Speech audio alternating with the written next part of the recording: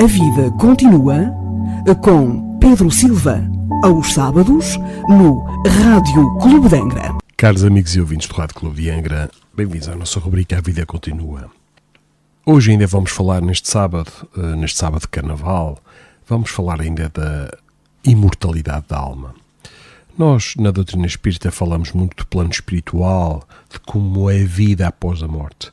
E ouve-se muitas vezes, através do senso comum, o seguinte: ninguém veio cá abaixo dizer nada. Bom, este tipo de afirmativa, esta afirmação é resultante de um desconhecimento profundo em relação a todo uma equipe, todo um profundo trabalho de pesquisas que já foram elaborados.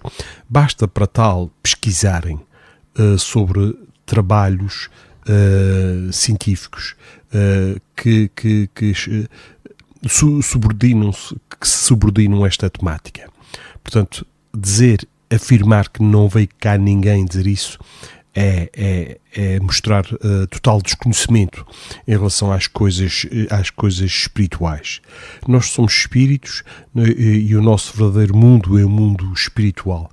Nós estamos aqui a correr por algumas correntes, por algumas épocas que retratam esta questão da imortalidade da alma, e sábado passado falamos de algumas.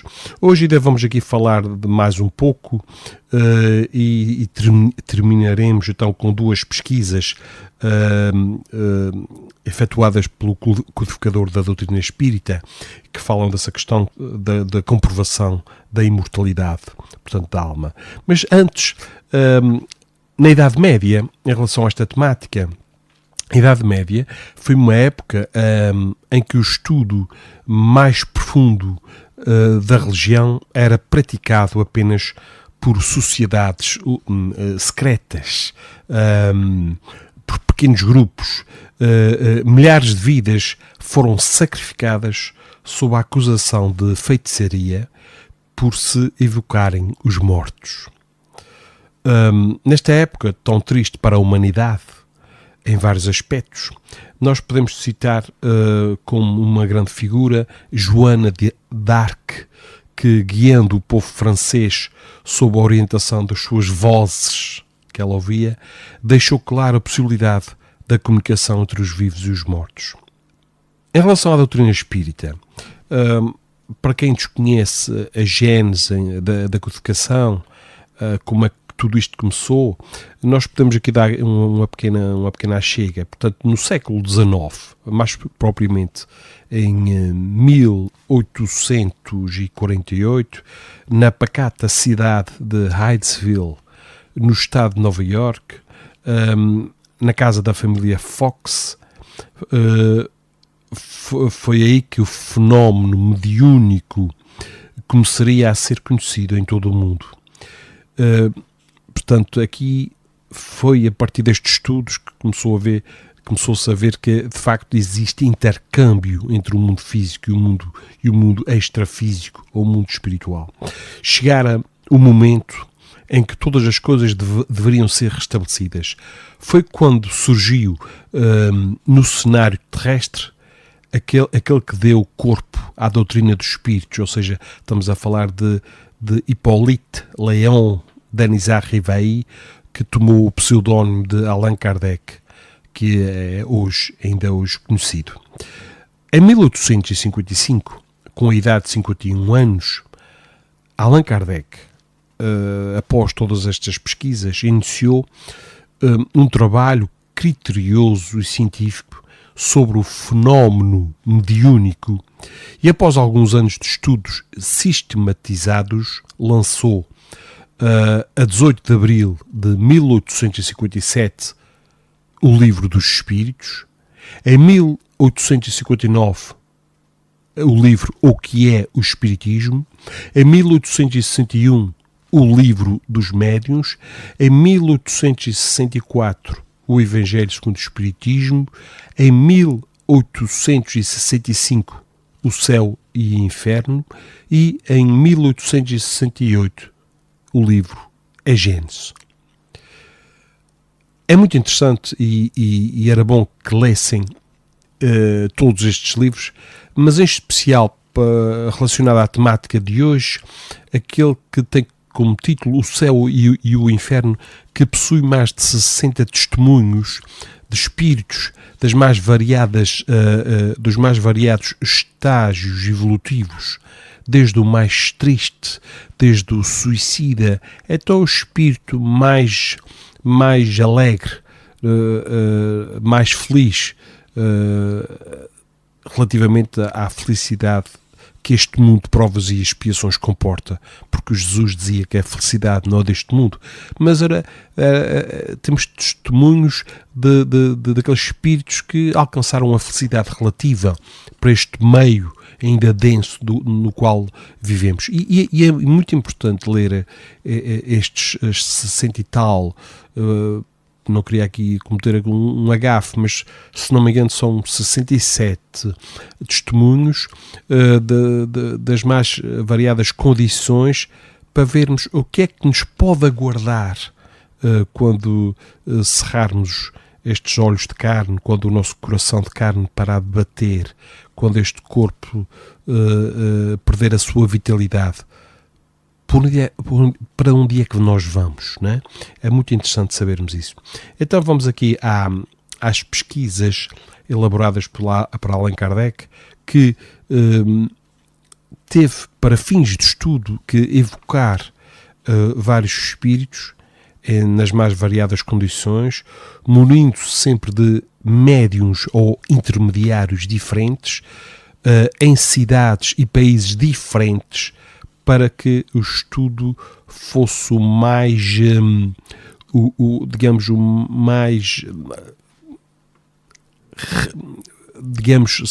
sem ruído, o mais limpo possível, de certa forma, de ruídos, de desconfianças. Portanto, reuniões com médiuns diferentes, que não se conheciam de lado nenhum, em lugares diferentes, questionando, colocando as mesmas questões. E o que foi interessante é que nas mais variadas reuniões a que ele fez, e foram muitas, perante as mesmas questões, obteve questões também elas muito, muito semelhantes. Mas vamos ter aqui dois casos que eu gostaria de vos apresentar e que poderão depois, mais tarde, ou através da revista Espírita, ou através do livro O Céu e o Inferno, poderão aprofundar estes mesmos, casos.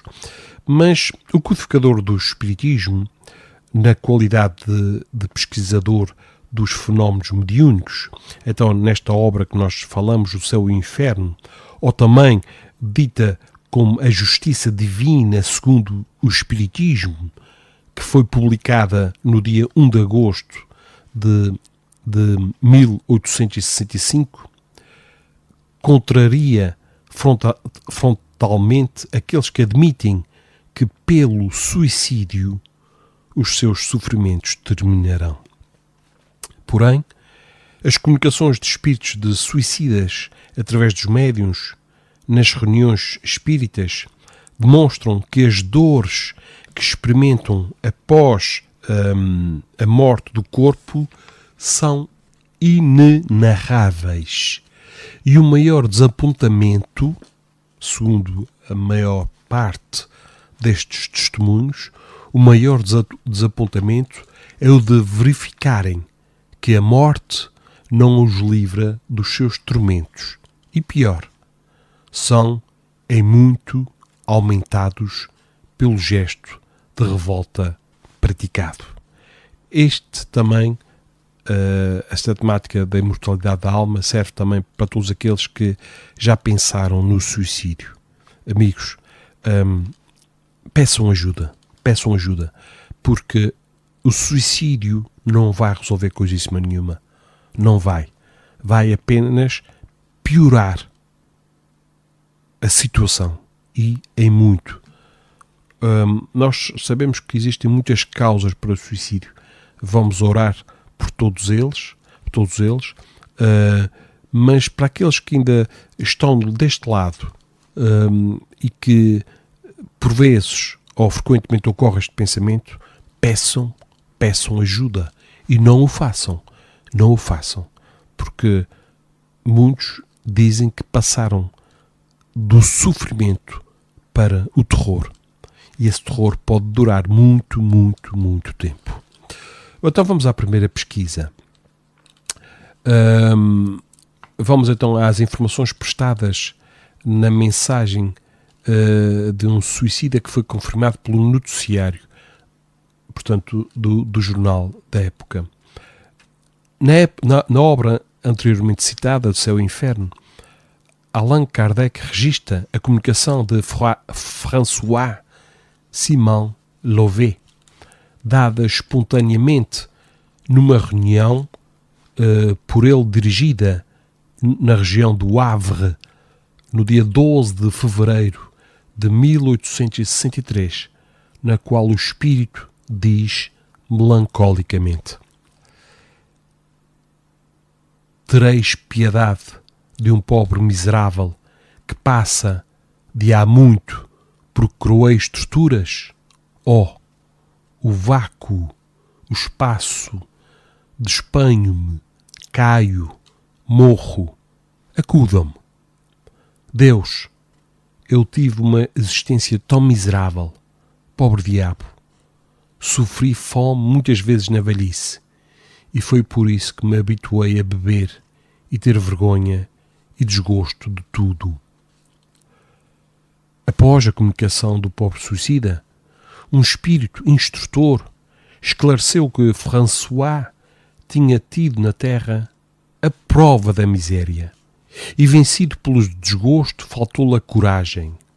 Em vez de olhar para o céu como devia, entregou-se à embriaguez. Informou ainda que ele, descendo aos extremos do desespero, atirou-se da Torre Francisco I no dia 22 de julho de 1857. Ao final dos seus informes, o benfeitor espiritual roga piedade aos presentes àquela reunião para a alma do infortunado suicida, que não era adiantada, mas que desejava reparar o seu erro numa nova reencarnação. Buscando informações a respeito, Allan Kardec encontrou no jornal do Havre, de 22 de julho de 1857, a notícia que dava conta do lamentável acontecimento, onde em certo trecho dizia: um homem atirou-se da torre, vindo a despedaçar-se sobre as pedras. Era um velho puxador de sirga, cujo pendor a embriaguez o arrastara ao suicídio. Chamava-se François Victor Simon Louvet e tinha 67 anos de idade. Isto para comprovar o que Allan Kardec portanto, tinha questionado antes e depois constatou que estava neste jornal, digamos, a notícia do seu suicídio. Ora, temos aqui várias questões, temos aqui as provas que nós temos que passar, que muitas vezes desistimos e preferimos nos entregar aos vícios, não é verdade? Uma segunda pesquisa tem a ver com a comunicação de Pascal Lavic sobre a sua morte e que também é confirmada pela imprensa. O codificador do Espiritismo faz um relato no livro O Céu e o Inferno de uma comunicação recebida pela mediunidade psicográfica, ou seja, escrita, do espírito Pascal Lavic na cidade de Havre, na França, no dia 9 de agosto de 1863. Este espírito, segundo Allan Kardec, sem que o médium o conhecesse em vida, mesmo de nome, comunicou-se espontaneamente dizendo: creio na bondade de Deus, que na sua misericórdia se compadecerá do meu espírito. Tenho sofrido muito, muito. Morri no mar. Meu espírito, ligado ao corpo, vagou por muito tempo sobre as ondas. Deus. Reticências. A comunicação foi interrompida e no dia seguinte o espírito prosseguiu. Houve por bem permitir que as preces, que as orações dos que ficaram na terra me tirassem do estado de perturbação e incerteza a que me achava imerso. Aqui está o poder da oração, extremamente importante. Esperaram-me por muito tempo e puderam enfim achar o meu corpo. Este repousa atualmente, ao passo que o espírito, libertado com dificuldade, vê as faltas cometidas. Consumada a aprovação, Deus julga com justiça, a sua bondade estende-se aos arrependidos. Por muito tempo, juntos erraram o corpo e o espírito, sendo essa a minha expiação. Segui o caminho reto, se quiserdes que Deus facilite o desprendimento do vosso espírito. É o conselho que Ele nos dá para seguirmos o caminho reto. Vivei no seu amor. Orai, e a morte, para tantos temerosa, vos será suavizada pelo conhecimento da vida que vos espera. Sucumbi no mar e por muito tempo me esperaram. Não poder me desligar do corpo era para mim uma terrível provação. Eis porque necessito das preces de quem, como vós, possui a crença salvadora e pode pedir por mim ao Deus de justiça. Arrependo-me e espero ser perdoado. A 6 de agosto foi o meu corpo encontrado. Eu era um pobre marinheiro e há muito tempo que morri. Orai por mim. Pascal Lavic. Allan Kardec, perguntando onde foi achado o corpo dele, recebeu a seguinte resposta: não muito longe de vós. Pesquisando o jornal do Havre de 11 de agosto de 1863, Kardec encontrou o seguinte tópico, do qual o médium não podia ter conhecimento. Diz assim: noticiamos que a 6 do corrente se encontraram um resto de cadáver encalhado entre Blainville e La Hève. A cabeça, os braços e o busto tinham desaparecido, mas apesar disso, pôde verificar-se a sua identidade pelos sapatos ainda presos aos pés. Foi reconhecido o corpo do pescador Lavic, que fora arrebatado a 11 de dezembro de bordo do navio L'Alerte por uma rajada de mar. Lavic tinha 49 anos de idade e era natural da cidade de Calais. Foi a viúva quem lhe reconheceu a identidade. A 12 de agosto, como se tratasse desse acontecimento no centro em que o espírito se manifestara pela primeira vez, deu este de novo e espontaneamente a seguinte comunicação: sou, efetivamente, Pascal Lavic, que tem necessidade das vossas preces. Podeis beneficiar-me, pois terrível foi a provação por mim experimentada. A separação do meu espírito do corpo só se deu depois que reconheci as minhas faltas. E depois disso, ainda não totalmente destacado, acompanhava-o no oceano que o tragara. Orai, pois, para que Deus me perdoe e me conceda repouso. Orai, eu vos-lo suplico. Oxalá este desastrado fim de uma infeliz vida terrena vos sirva de grande ensinamento. Devem ter sempre em vista a vida futura, não deixando jamais de implorar a Deus a sua divina misericórdia. Orai por mim. Tenho necessidade que Deus de mim se compadeça. E ficamos por aqui, caros irmãos, com apenas 2 testemunhos dos muitos que há relatados, escritos, comprovados. Para o próximo sábado iremos falar acerca de nova temática. Nesta terça-feira que passou, dia 14 de fevereiro, foi comemorado o Dia dos Namorados, não é? O Dia de São Valentim. Então vou-vos deixar com a mensagem do livro Vida Feliz, que fala do amor. Diz assim: o amor é tónico da vida. quando se centraliza nos interesses inferiores do sexo e das paixões primitivas, torna-se cárcere e deixa de ser o sentimento elevado que dignifica, libertando. Examina os teus sentimentos na área afetiva e observa se eles te desarmonizam ou tranquilizam. Através da sua qualidade, detectarás se amas ou apenas desejas. O verdadeiro amor supera o egoísmo e trabalha sempre em favor da pessoa querida.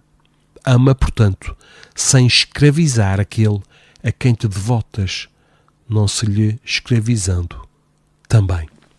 Agora sim, caros amigos ouvintes, ficamos por aqui.